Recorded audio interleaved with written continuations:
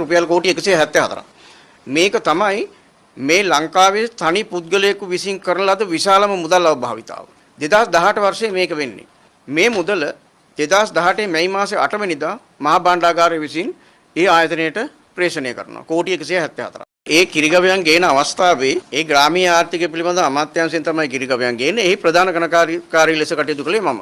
එකක් තමයි ගිනාපු කිරිගවයන් විවිධ ලෙඩ රෝග හැදී මිය යාම. ඒක දැන් අල්ලස්සෝ දූෂණ චෝදනා විමර්ශන කොමිෂන් සභාව විභාගයට ලක් කරනවා. ඒකෝර දෙවෙනි කාරණේ තමයි එහි තුන්වන අධීර සඳහා ඩොලර් මිලියන 11.09ක් ගෙවීම සහ ඒ යටතේ සතුන් කිසි කෙනෙක් ලංකාවට නොගෙනීම. දැන් චාමර සම්පත් දසනායක මන්ත්‍රීවරයා සඳහන් කරන්නේ මේ රෝග වැළඳිලා මියගේ ප්‍රශ්නේ නෙමෙයි ඩොලර් මිලියන 11 ගාණක් ගෙවීම සම්බන්ධයෙන් කරුණු සාවද්‍ය විදිහට තමයි ඔහු පරාවර්තනය කරන්නේ.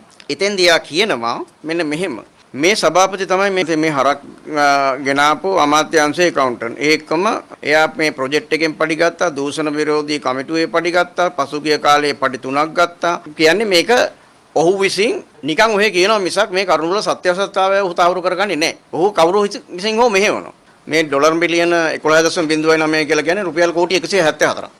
මේක තමයි මේ ලංකාවේ තනි පුද්ගලයෙකු විසින් කරන ලද විශාලම මුදල් අවභාවිතාව. 2018 වර්ෂයේ මේක වෙන්නේ.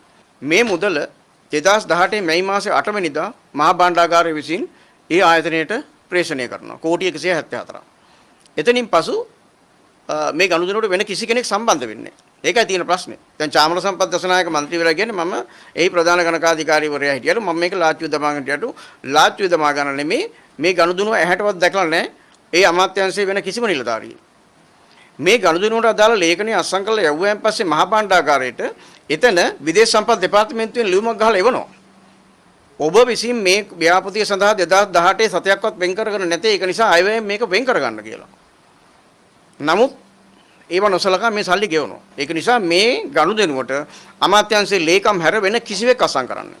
මේ ගනුදෙනුව සිද්ධ වෙලා මාස 6ක් යන කලින් විගණකාධිපති දැනුම් දෙනවා මේ වගේ ගනුදෙනුවක් සිද්ධ වෙලා තියෙනවා වහාම මේකට උත්තර දෙන්න කියලා. මේකට උත්තර දෙන්න විදිහක් නැහැ මේ සල්ලි ගිහිල්ලානේ. දැනටත් අපි බැලුවොත් වෙබ්සයිට් එකට ගිහිල්ලා වෙලාට් රූරල් එක්ස්පෝර්ට් එකේ ගිණුම 2019 ගිණුමේ බැලුවම තියෙනවා. ශ්‍රී ලංකාව තුළ ක්‍රියාත්මක කරපු කිරිහරක් ව්‍යාපෘතියකට අදාළව අපිට ඇඩ්වාන්ස් එකක් ලැබිලා තියෙනවායි. නමුත් අපි ඒකට අදාළව කටයුතු කල් දමලා තියෙනවා කියලා. ඒ කියන්නේ තාම සල්ලි ටික තියෙන්නේ නැහැ. එතකොට මේ සිද්ධියට අදාළ ලේකම්වරිය කියලා කියන්නේ දැන් පොලිස් කමිෂමේ යා මෙම්බර් කෙනෙක්. එතුමගේ මහත්තයා තමයි හිටපු ජනාධිපති ලේකම් සමන්වේක නායක. මීට අදාළ ලේකම්වරිය අපරාධ පරීක්ෂණ දෙපාර්තමේන්තුව විසින් කැඳවලා තියෙනවා මේ ඩොලර් මිලියන 11.09 ගෙව්වේ කොහොමද කියන කාරණේට. ඒක සමග මතුවෙන කාරණයක් තියෙන්නේ මේ.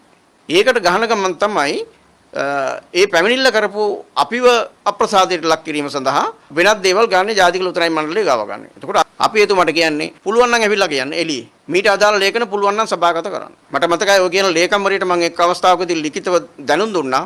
ග්‍රාමීය ආර්ථික අමාත්‍යාංශයට කිරිගවයන් විකුණපු වෙලාට් රූරල් ආයතනය අමාත්‍යාංශයේ නිලධාරීන්ද මිලදී ගෙන ඇති බව පෙනේ කියලා. මේ ව්‍යාපෘතිය පාලනය කරන කිසිම සමතෙක් හිටියේ නැහැ මේ රටේ. අඩුම වශයෙන් විගණකාධිපතිවරයා හෝ මේකට අතගහයි කියලා තමයි ඒ ලියුම දැම්මේ. මම ඒ විමර්ශනයේ 20 වෙනි සාක්ෂිකරු. ඒක තමයි දැන් අල්ලස් කොමිසමේ විභාග වෙන්නේ. ඒ අපි රාජ්‍ය බලයේ උපරිම ඒගොල්ලන්ට තියෙන කාලේ පැමිණිලි කරපුවා. ඇමතිවරයා හැටියට හිටිය පී හැරිසන් මහත්තයා. අපි ඊට දරුණු විදිහට ඔය හොරකමට විරුද්ධව ඇමතිවරුත් එක්ක ඍජුව හැපිලා තියෙනවා. එතකොට ඒ සතෙක් වෙනුවෙන් අපේ ආණ්ඩුව ගෙවලා තියෙනවා ලංකා ආණ්ඩුව 5,27,000. එතකොට ගොවියන්ට දුන්නේ 2,00,000ට. ගාමිණී විජිත් විච්චමුණි සොයිසාරගෙන තියෙනවා හරක් 50ක්. තවර මාතලේ පැත්තේ മന്ത്രിවරයෙක් කරන තියෙනවා හරක් 400ක්. ඒකයි ඒ සිද්ධිය ආරම්භයේ සිට අවසානයේ දක්වාම සම්පූර්ණයෙන්ම දූෂිත ගනුදෙනුව. කිරිහරක් මිය යාම සම්බන්ධයෙන් කොන්දේසිය තිබුණේ ඕස්ට්‍රේලියාවට ගිහිල්ලා ඉවරලා හරක් පට්ටිය චෙක් කරලා ඉවරලා බලන්න ඕනේ මේ හරක් නුන්ට ලෙඩ තියෙනවද නැද්ද කියලා. දවස් 3ක් ඇතුළත හරක් 3000ක් බලලා තිබුණා. එතකොට කිරියල දෙනෙකුට ලෙඩක් තියෙනවද මොකක් තියෙනවද වෛරස් බෙදලාද කියලා ඉවරලා බලන්න බෑ විනාඩි 3කින්.